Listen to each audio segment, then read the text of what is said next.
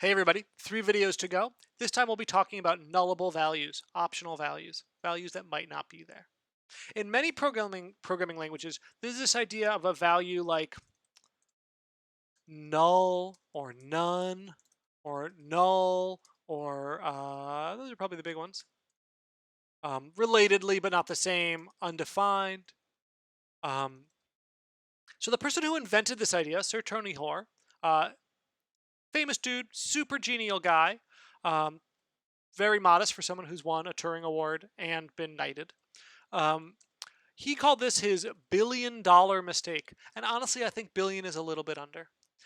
The possibility of values not being there is disastrous, right? It's so hard to check for and make sure you've checked for enough that people make mistakes on this constantly. If you've programmed in a language that has these, you've had a null pointer exception or something equivalent, right? You've tried to you've gotten a value error in Python for dereferencing a none. It's super annoying. Now, the concept is important, right? The idea of having a value be optional is really important. The thing that makes it a mistake is that you can't have it everywhere, right? Like you need somewhere where, like, if I have a value of some type, if I have n as a nat, I want to know that I've really got a nat, right? I don't want to like start adding stuff and be like, surprise, you can't add null, everything broke. That's terrible. What an awful world to live in, where everything is just like maybe not real. So in Coq, there is no nullability in that sense. If you want something to maybe be there, maybe not, you have to be explicit about it. So the type we use is option. So we're doing this inside a playground or a sandbox or whatever, because we're just going to use the standard libraries version of the type. So an option X, okay, option's a type constructor like list. You give it a type X and it gives you a type back. And there's two constructors. You either have some value of type X, little x. I'm sorry, I did it again. I know, I have a problem. None says, oh, that's like null. We didn't have anything. We'll treat these in the usual way with implicit arguments. And then this is how you do nullability. What's nice is now if something could be null, the type says, oh no, you don't have a nat, you have an option nat. You don't have a list of bools, you have an optional list of bools. You might not have one. And that's really useful because if the type marks it, then Coq will require you to match on it to see whether or not you've got it. And now you have to plan for the not there case. You can't have a null pointer exception if you never forget to check, right? And Coq makes sure you always check if you're working with an option. What are these useful for? Well, a common use of these is for when you write a function that just can't always succeed, right? It's not your fault. It's just like not a thing that can always work. So here's a function from the standard library called nth error. You give us a list holding some value of type x, and we'll try to get the nth element out.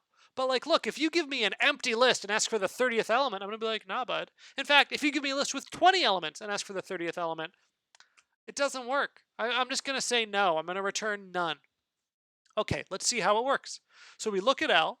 If L is empty, we just return none.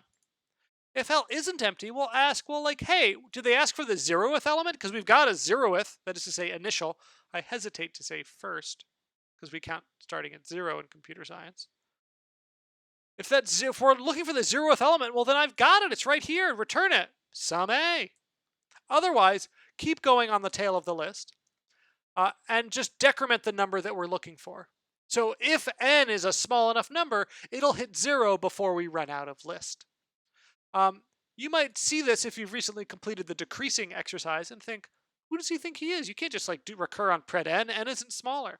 But this is the thing that we're doing structural recursion on L. Please show me the thank you. And now, again, don't be confused. I say computer scientists always start counting at 0, but here we started counting at 1. This is the first argument. This is the second argument. We're decreasing on L. Okay, let's see how it works. So if I want to get the nth element out of this list, so here's a list, 4, 5, 6, 7, and I say, give me the 0th element. It says, oh, sure thing. That's 4, sum 4. If I say, okay, here's a list containing lists. So that's cool. We haven't done that yet. So what is this? Here's the first list, cons Monday nil, the list containing Monday. Here's another list, the list containing Tuesday, and I ask for the first element. Okay, remember we start counting at 0. We should get the list containing Tuesday out. And we do. Tuesday list. Okay, but what happens if we ask for something more than we have? This is a list with one element. So if I ask for this for the second thing, it's going to say none. If I ask for the first thing, it's going to say none. Why? Counting at 0.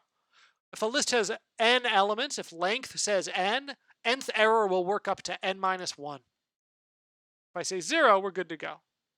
If I say 330, great, it says no. And then we get this warning saying like, hey, that's a really big number and I did something special that we don't need to understand. So let's just go back. Okay, so we have an exercise here for you to write a function head error. It's tempting to say hood, but it's head, which should just give the first element in the list if possible. Otherwise, none. All right, so this should just give you a little bit of practice writing these kinds of things. One more Coq video where I'll talk about some fancier data structures, and then we'll have a whiteboard video talking about how to draw data structures, which is a great way of understanding what's going on. And then that'll be that. That'll be day 4. All right, talk to you soon.